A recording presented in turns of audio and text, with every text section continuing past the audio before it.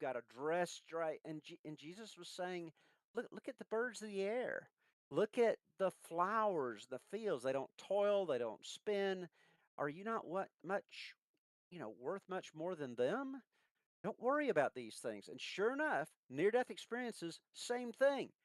You go to the other side, you come back and you say, oh my goodness, the things I've been living for materially, it's just, that's not important anymore. And they have to work through that in the years following their experiences. So again, very consistent with Christianity, something like, Marxism, which is all about, uh, people getting more and all this, or a lot of people's just popular philosophy of life. Get all you can all you get, sit on the can. Hey, that comes against this. So it doesn't look like these experiences are something that are coming out of our expectations or what we want to be true, because for many people, these experiences are totally counter to what they're expecting, and it's not consistent with every worldview. Anything else on that, on the what really matters part? No, but we when we're referencing, I guess yes, I do. When we're referencing this ethical transformation in people, I guess we're trying to account for the moral transformation that people seem to have. I guess moral wouldn't be the right word. I guess it'd be more around their ethics of how they want to act out that. So within these transformations, we see people moving more towards what we would deem a Christian ethos of loving the Lord your God with all your heart, soul, and mind, and loving your neighbor as yourself. Then you could say explain this transformation that people are having with some of the other religions, like Islam, for example, would place a higher emphasis on, I think there are 4 or 5 pillars of faith that they have of um, just kind of these religious practices. So it seems more of this ethical transformation lines up with the Christian idea of the way in which you are living life is important about your heart posture and the relationships that you have versus some of the other religions that would say you need to do these actions in order to be full of religious zeal, I guess would be the word I'm saying here. And to catch up any of our new viewers who are coming in, we are discussing in this episode the idea of what worldview, what map makes the best explanation, has the best explanation for these experiences, for the characteristics of them, provided we're accepting the afterlife hypothesis. So once we accept that afterlife theory, we have now moved into what worldview is properly explaining it and the characteristics that we find described in the lines of evidence that Steve's bringing up here from his first book on it. But no, that's all I'd add, Steve. And you might look into some of the more niche beliefs like Luciferianism or something like that. They would not say that it's important to love everyone and to treat everyone with kindness if someone doesn't deserve your kindness. From what I've read, I'm not an expert on Luciferianism, but those who believe like the ones that I've read would say some people sure, deserve your love, but others don't, and you don't have to treat them that way. Mm. And so these are not just universally believed truths, but they seem to fit with with Christianity better than a lot of others. Don't lust for power. Somebody said in near death experiences, one researcher said their interest in possessions and power had decreased. Jesus said, the greatest among you shall be your servant. Those who exalt themselves will be humbled. Those who humble themselves will be exalted. I mean, just movies and commercials and self help videos. How many talk about humbling yourself? It's usually how to be empowered, right? We're all about power. We want to be empowered. And yet Jesus is saying it's not about power, it's the least of these that you should be looking to. Go into your school and find the people that are not on top of the pile, on top of the heap. Find those that are hurting down on the bottom. And that's who Jesus was often talking to, the friend of sinners, the friend of the dispossessed, the ones who are looked down upon. That's very countercultural, counterintuitive, counter self help, where you want to be clawing your way up, uh, in the social strata. But there it is, and it goes right along with what Jesus said. Be a decent person, forgive, tell the truth. Don't be consumed with cultural norms, appreciate ordinary things. These are all things that I can give scriptures about, but also I'll look at the best near death experiences and deathbed experience studies, and I say, oh, wow, those are reinforcing those. Let's talk some about the afterlife, near death and deathbed experiences. Death is not the end of life. Well, you've got a conflict right there with naturalism and materialism. Those folks tend to say you die, your body, your mind, your brain are all the same thing, your personality, everything disappears once your body dies. And yet, near death experiences, you've seen deceased relatives who are very much alive on the other side. That's not consistent with naturalism. It's very consistent with Christianity. Jesus said he will receive in the age to come eternal life. John 3:16, right? For God so loved the world, he gave his only begotten Son, that whoever believes in him should not perish, not eternally perish, right? You'll perish here in the body, shall not perish, but shall receive eternal life. Uh, I should also mention that this seems inconsistent to me with a lot of people who believe that immediately upon death or soon upon death, you're reincarnated as something different, like as an animal or as a different person on earth. Because in near death experiences, when people, and in deathbed experiences, when people see people on the other side, often these are relatives who've been deceased for years, if not decades, and they're very much alive. It's the same person as they were on earth. It's just they're living in some sort of eternity. Now, if you believed in reincarnation for only some, or reincarnation for, that happens after 10 or 20 years or something of being on the other side, that might be consistent. There seems to be a lot of the main divisions of Buddhism, for example, like Mahayana or Theravada. They tend to believe that either reincarnation happens immediately upon death or 4 weeks after death or something like that. So, not every worldview fits with what we're seeing about the afterlife in near death experiences. Anything else on that that comes to mind? Yeah, we were mentioning earlier the vividness, or you were speaking to naturalism's inability to account for the experiences, and so vividness came to my mind of even if you were trying to say something to the effect of the dying brain hypothesis, you would have to then account for all the aspects and the vividness of these aspects, such as clarity of thought. People describe hyperreal sensations using the phrase realer than real. And of course, memory seems to be completely intact, so much so that it seems to be a congruent experience from death to then what's happening post death to then what's happening post resurrection, I guess would be the word. Um, and I'm not using that in a Christian theological sense. I'm using that in the strict definition of the word, that this person was resuscitated from this death state.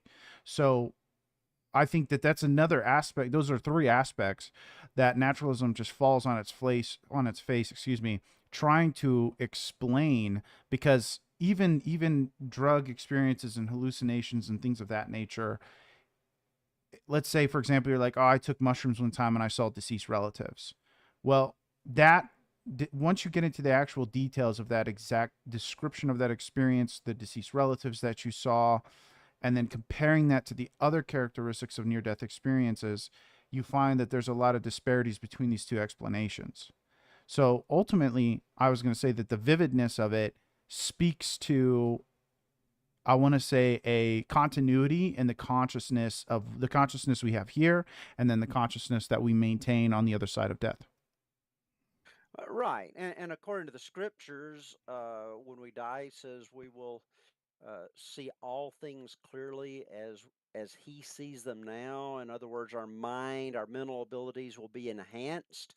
That's very common for people going to the other side and saying things such as, "Oh, I could see the impact of my actions upon other people to to several different levels, just how this went out to other people. I saw things, I could think so clearly and see far beyond what I could today. I didn't understand why I was born into this crappy family, some may say, or I couldn't understand why these things happened to me on the other side. I could see why everything happened. So there's this enhanced mentality, which God says we'll have when we get to heaven. We don't have the limitations of our earthly brains. And there people are going to the other side saying, hey, that's exactly what happened in my brain. I could see things clearly. And if you're big on empirical science, if you believe what you see and experience with your senses, remember these are enhanced experiences with our senses, with smell, with taste, with sight, with hearing. This is a very empirical experience, and they're saying, if you believe in the present world because you see it with such vividness, as opposed to you wake up from a dream which was not quite as vivid, then I'm saying this is a very empirical thing and that's why people can't deny it. They saw it with a clarity that seemed to be even beyond what they're experiencing in normal day-to-day life. But again, we hit there on the justice of God. Now, people who either hate God or think God doesn't like them, or they're in some religion that doesn't really talk about the justice of God, typically they're surprised to go to the other side, and I see nobody coming back saying, oh, God was so unjust or was Mm. unrighteous in his ways. They're just enthralled with their being again. Now, this is something I never understood that much from the Bible, is when they were saying, I just there's something just so awesome about the presence of God and the beauty of God. Now, maybe it's that I don't have any visual memory, I have aphantasia, but like, what does it mean to be so enthralled with God and just not wanting to leave his side, and it's so much better to be over there? And yet, I see it in the Bible, and then in near death experiences, I see people going to the other side and saying, I never wanted to leave the side of that being of light. Or when I was being held by Jesus, I never wanted to leave that. I did not want to come back. He said it was important for me to come back. My job was not yet filled here, but I did not want to leave his side. Again, something that's there in scriptures about the awesomeness, the wonder, the attractiveness, the beauty of God, and then there it is in the near death experiences. They're intermediaries between God and people. Hebrews 1:14 says, "Are not all angels ministering spirits sent to serve those who will inherit salvation?" So, according to the Bible, we see appearances of angels at Jesus' birth many different times. It's brought up in scriptures. Near death and deathbed experiences. People often speak of angels, speaking to angels about things, maybe speaking to an angel when they're trying to determine whether they should come back or stay on the other side. So, again, congruence with the scriptures. Not all religious beliefs, for example, very liberal Christian beliefs, they don't tend to believe in things like angels and demons, and yet, in near death and deathbed experiences, in distressing experiences, we often see them talking to malevolent, scary beings that are very much real on the other side. We equally see them talking to angels and good forces on the other side that are not their deceased relatives, that are not God, but there's some kind of what's the word I'm looking for? Intermediaries Mm. between God and man Intermarried. that are over there. Talking about some Nephilims or something at that point, right? Well, there are several types of beings that we won't get into, That's but a that's for Michael go Heiser's to podcast. Ezekiel, Yeah. go to Revelation, but there's more than meets the eye to the other side. And something I want to point out, Steve, is like as you guys are listening to Dr. Miller point out kind of all these different characteristics, what I want you to note is that the characteristics as they're listed out, you may be able, again, you may be able to explain these in a vacuum of like, oh, well, this worldview has angels in it, and it, oh yeah, and it has demons, and it has this, and it has that. But you should be keeping a running list of all these characteristics, and we haven't even jumped into some of the distressing characteristics. Steve just hinted at them a little bit there, but once you have a running list of all these characteristics, then you have to say, okay, what can properly account for all these characteristics? The agape love, the ethical transformation, the vividness, the encounter with angels, the encounter with demons.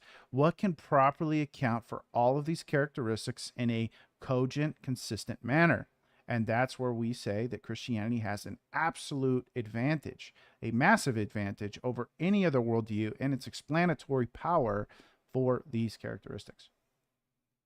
And take, let's compare the Jehovah's Witness belief that when we die, when our bodies die, our spirit does not separate from our body and immediately go to be with God or Yeah, to it be goes on the other side, soul but sleep. instead you're in soul sleep until the last day when your bodies are resurrected. Well, again, that's a problem. If you're believing in the near death and deathbed experiences, you're going and seeing relatives who are very much alive, very much aware on the other side, outside of their bodies. Their bodies are still in a grave, right? They're outside their bodies. And I would say that does not fit cozily within Jehovah's Witness doctrine. And and Jesus said to the thief on the cross, "Today you will be with me in paradise." I think he made it very clear, unless you take a really strange, out of context um, interpretation of that, like Jehovah's Witnesses do, in my opinion. But today you'll be with me in paradise. Well, what does he mean by that? He doesn't mean that he's bodily going to be with him. He doesn't seem to be saying bodily in thousands of years at the end of time, but today you're going to be with me in paradise. We're going to be out of these bodies. I'll be with you in paradise. Mm-hmm. So to me, fits hand in glove with Christianity, a biblical Christianity. Um, there's just so many aspects of these near death experiences. In fact, I really don't see anything if you're looking at the core experience, the things that you see over and over again. Now, you can cherry pick little experiences from all kinds of people and come up with all whatever you want to believe in, aliens or whatever. You can cherry pick. But if you're looking at the things that we see over and over and over again, those jibe well with what we see in the Bible. Well, and when you look Um, at the Steve, you point this out in your current work that's going to come out, as you mentioned earlier. You're hoping to release that in the next couple months. You point out the metadata of how often certain things, like for example aliens, pop up in the near death experience, and you show that it's like less than 1%. Matter of fact, I think it's like less than 0.5%. So it's less than a percent, right? And so right, right. that is so on the fringe, that is so outside of the normal narrative, the meta narrative that we find when we look at a ton of these experiences. That again, if we want to look at these properly, think about them in a court case where we're bringing up witnesses, bringing and they're giving their testimonies, and we're listening to thousands of testimonies. There's going to be certain testimonies that you just hear and you go, I don't think this guy is consistent with everyone else. I don't think it's reasonable for me to believe that he experienced what everybody else experienced. He may very well have experienced something. He or she may very well have experienced something, but to say that it is consistent with these other phenomena, I think is a leap. And so when we find these kind of offshoot, these cherry pick sessions where people are going to try to say, oh, well, look at this near death experience, it confirms reincarnation, for example, because there's definitely a subset that want to do that. You have to look at how those fit into the meta narrative of, okay, well, does that fit into these other 1,000 narratives that we've received? And the answer is no. And the reason being is you can go look into the research and see that none of the researchers are comfortable putting something like that into the core elements or the pattern that Steve is referring to. And the reason being is because they don't want to cherry pick specific content and say this is part of the pattern. What they are comfortable doing is saying these are elements of the pattern that I found common across all of them. And that's what Raymond Moody does in his pioneering book, Life After Life. And then once we have those core elements, we need to then go from there and say, okay, what worldview or map properly explains all of these characteristics in a cogent fashion? And that's where we say Christianity far and away does that. And I'll give you another example. Just the death experience itself when you're dying. If you look at Haddad and Jane Adelman Smith wrote a book. I think they're very sympathetic to Islam. They're not shooting down Islam, as far as I can tell in their book, but they wrote a book on uh, death as presented in the both the Hadiths and in the Quran and Muslim teachings on death. And and while very liberal Muslims who don't hold as closely to the Quran and the Hadiths might say, hey, most anybody could experience a good death, typically the more conservative Muslims would say, from the Hadiths again, from their teachings, that it's going to be that dying is often difficult, even for the best people, even for good Muslims. Sometimes it's difficult. Now, maybe if you're really a great Muslim, then God will give you an easy death. But particularly if you are not holding to there's only one God, which is Allah, and there's only one prophet. That you believe in the Prophet Muhammad. You believe if you're not holding to those basic Muslim truths, you should be dying a pretty bad death. I'm talking about before you're actually dying. You're going to that point Mm, that ought to be very painful. And yet, we see in near death experiences people who are not Muslims, and I've seen them in my own family and those that I've accompanied in death who did not believe those things, and yet they had very good deaths. So I just don't think it's the best fit. Now, I'm not slamming everything Muslims believe. I'm certainly not slamming Muslims themselves because I have a lot in my classes that I highly respect and are just wonderful people, and a lot of them don't believe a lot of these classic truths uh, from Islam. They're a little more liberal in their thoughts of it. So I'm not slamming all Muslims. I'm just saying that eh, there's a feeling out there in academia and in the zeitgeist of our time, the kind of philosophy of our time and our culture that says it's just not even nice to compare worldviews. It's not even nice to compare one religion to another. Surely they're all just as good, and we shouldn't compare. And and I'm with you on don't shoot down or stereotype people from other religions. You don't know why they believe as they do. You don't know exactly what they believe. People differ within each religion. But if I am a seeker and I've come to believe that near death and deathbed experiences are often true experiences on the other side, and then I'm saying, okay, now I want to search further. Well, I want to know more about the truth. Am I supposed to be worshiping with other believers? If so, am I supposed to be in a temple, in a church, in a synagogue? Where am I supposed to go? And I start looking at various worldviews. They actually contradict each other in some major ways. So I can't just say, okay, they're all the same or they're all just the same as right. I mean, am I going to, even within Christianity itself, am I going to believe some of the horrific things that certain Christians have believed, like when we had an inquisition? Uh, mm, that's not as good as people who believe in forgiveness mm-hmm, and not torturing people and all that. We can't say that all beliefs are the same. Am I going to believe that the New Testament was the last and greatest revelation from God and coming from Jesus, or as Muslims typically say, if they're conservatives, that Muhammad gave us the latest and greatest revelation from God, and that we should believe in the Quran? Or am I going to say with the Mormons that their Book of Mormon is the latest that preempts whatever's before or is supposed to harmonize with it? I can't believe all of those things. Mm-mm. And I can't believe everybody's way of salvation. So I think if I'm a true seeker, if I believe these things are important about eternity, I think I'm going to have to do some comparisons at some point. And I just urge you to seek. I believe that when Jesus said, "Seek and ye shall find," I believe that true, heartfelt, diligent seekers will find. And go ahead and look into different worldviews, look into different religions, seek from the heart. And that's what I've had to do throughout life to deal with my times of doubt and questioning. I think that is a great speech, Steve. It was Was that a pastoral. speech? Did I do okay? That was good. That was a good one. I thought that was a good one. Ultimately, though, I do think you hammer home the point that right, the truth by definition is exclusive.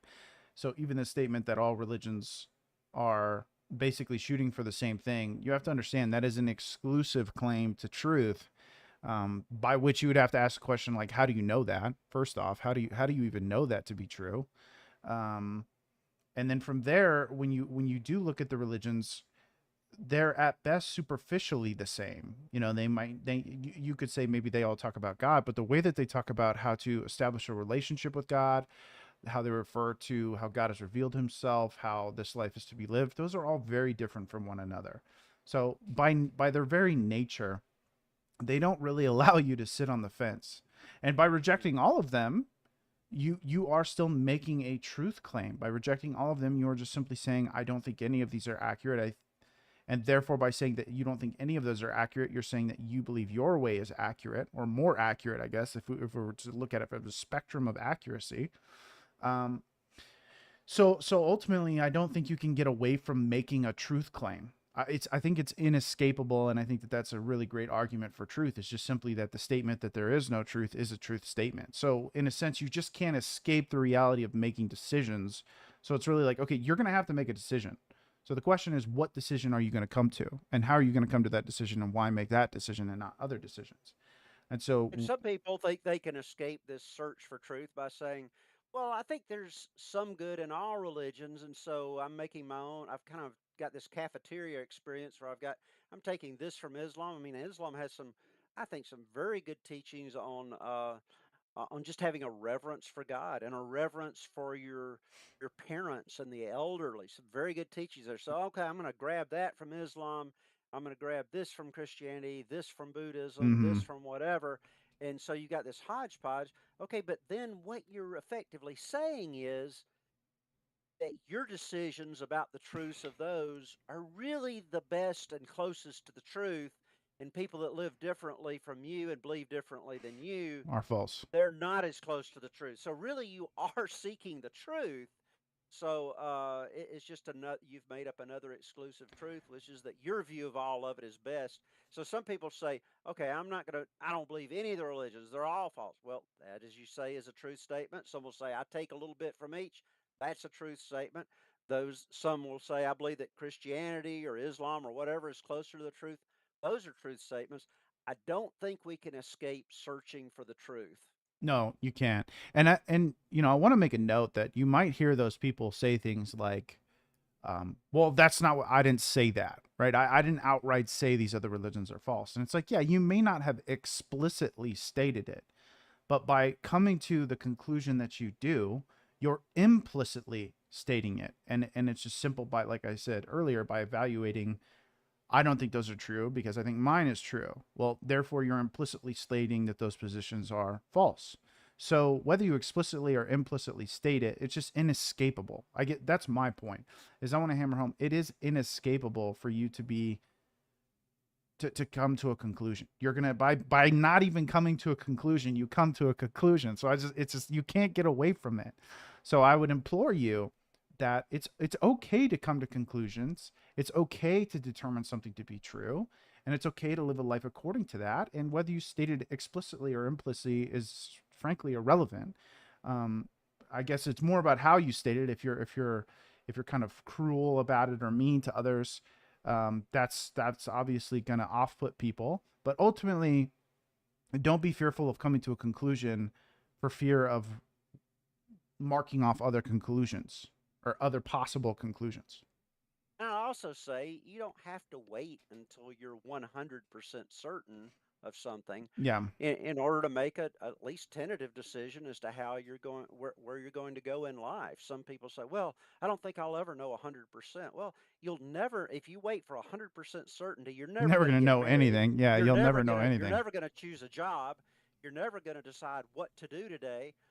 You're just paralyzed. So, I think it's okay to say, well, I've got enough evidence that this is the way to go, in order to follow that as my path. Because ultimately, you've got to make decisions, and we make them on the best evidence that we have with our fallen minds. Yeah, and Steve and I have talked about this before. It could be 50% certainty for some people, and for some other people, they may be like, "Look, I'm 95% certain of this, and so therefore I feel it's." But Steve, Steve points this out to me that it's completely rational for someone who's 51% sure of something to say that's true. Because 51% assuredness can be enough for them. Now, it may not be enough for other people, but it's funny. I was listening to a conversation between two influencers the other day, and they were saying that in today's world, it's more important to people that you are consistent than you are right. So even if your position is wrong, it's more important that you remain consistent with your wrong position. And I just think that's such a terrible way to approach truth, in that I like to make this dumb statement where I reserve the right to change my mind, in the sense that when new evidence comes to light, and maybe it counters a point I previously had, I am 100% okay with changing that, because I care more about being truthful than I care about being consistent. And I think that that's a really important thing that we walk out, is that if you live a life trying to be consistent, well, you could consistently be wrong for the rest of your life. And is that really what you want? It's like, well, I was consistent. It's like, well, you were wrong. So I think it's more important that you'd rather say, look, I was wrong a lot, but I sought truth at every possible opportunity, and therefore got closer and closer and closer to the truth. And it's a point back to what Steve says. It's like, there are truths. I fundamentally believe there are truths in every religion. That doesn't make the religion true. It just states that the religion houses some truth in it. And so therefore, it's very much possible for me to go to Mormonism, for example, and be like, well, I think this is true. And I, as a Christian, can go to the Mormon and say, I think you're correct. I think that aspect is true. But as an overall worldview, I think it is false. And so what we want to do is follow those lines of evidence, those truths, to a more truthful worldview. And that's basically what we're saying here in this podcast, is that the Christian worldview has so much in it that corresponds to reality, that it is the truth, or as Jesus liked to say, the truth, the way, and the life. And so I think it's rational to come to the conclusion that Christianity is true, because you can have a high level of certainty, not absolute certainty, but you can have a high level of certainty that it is that. And if you end up believing as we do concerning that, just don't be mean about it or snotty about it or something. People hate that. Be open, listen to other people. Be quick to hear, slow to speak, slow Mm-hmm. to anger, Mm. listen to others. And I learned so much from my students of various different faiths. I learned some are probably better at meditating than I am, and I have something I can learn from them. I think all truth is God's truth. Many Absolutely. people globally in religious traditions have come across some wonderful truths that we can all learn from, and I'm constantly learning. Don't be snotty about it. Be nice. Keep learning from others, and just keep open to the truth. That's what we need to be searching for. Okay, so I think I think that's a good stopping point for today, Steve. Appreciate everybody's time coming out, listening to us, rant and talk about this and that. We're gonna keep it moving. We got plenty more podcasts out there for you guys. So if you haven't watched any of the previous episodes, definitely go back and check those out. And then for future stuff, we're absolutely got tons of amazing episodes planned out for you guys. I have a couple announcements I want to get out there for you guys. If you guys didn't hear Steve earlier mention, he is finishing up his book, which, I don't know if he's settled on a title yet for it, but if he has, Steve, you should definitely give us the title. But if not, we can wait for that, and maybe we'll dedicate a whole podcast to that. Matter of fact, I think we will, just to talk about the book and the implications and what you want for the reader and all that good stuff. And so that book will hopefully be out in a month or so. And then I'm currently in the process of writing a book, Afterlife Apologetic, which I'm hoping to have out who knows, maybe in that same, month, 2 month, 3 month time frame. So, by end of year for sure, but we'll see. We'll see where it's going with all of that. So if you guys are interested in getting that, definitely subscribe to the channel, like the videos. We got more content planned out in addition to the podcast. We got some other content I'm planning on coming out with, and then I will have a website up and running, Afterlife Apologetic, where you guys can go join in for some more cool content, and then also keep tabs on what Dr. Miller and I are up to in terms of creating works and getting them out there for you guys. For those of you who really want to go in depth on that, for those who want to go in depth now, I highly recommend going out and getting Dr. Miller's first two works: Near-Death Experiences as Evidence for Heaven and the Afterlife, and then of course Deathbed Experiences as Evidence for Heaven and the Afterlife. So both of those books are awesome. Just go to Amazon, J. Steve Miller. Type in Deathbed Experiences, J. Steve Miller, Deathbed Experiences, or excuse me, Near Death Experiences, J. Steve Miller, and those will both pop up on Amazon. Purchase those books, leave him a review. Do you have anything to add to that, Steve? Yeah, if you don't have any money, email me at jstevemiller@gmail.com. I'll send you a free PDF. Hopefully, I think I'm pretty much settled on the title for the one that's due in the end of this month. Is Christianity compatible with deathbed and near-death experiences? Oh, I How love plain and that. straightforward is that? That's And then awesome. the subtitle would be The Surprising Presence of Jesus, Scarcity of Anti-Christian Elements, and Compatibility with Historic Christian Teachings. And we'll see if my designer can get all those words on the cover without making it look too wordy. We'll Yeah. see how it goes. But I can tell you guys, I have read an advanced review copy of this, and it is phenomenal. I think it is definitely his best work of the three, personally. But maybe that's because I'm a biased Christian, so who knows? But nonetheless, you guys should get all of his works. And if, like you said, if you're broke, let him know. He's got a gracious enough heart to send it to you for free. But if you got the money, spend the money and support him, because he's put a lot of time into it. And just, we want him to continue to produce works, and we want to incentivize him by giving him money to produce more of those works, because it takes time, money, effort, resources to make these things happen. So that is enough for today. It's enough of that on my part. But thank you, ladies and gentlemen, for who have made it to this point in the podcast. God bless. We love you guys. We'll see you next week on the next episode of Afterlife Apologetics.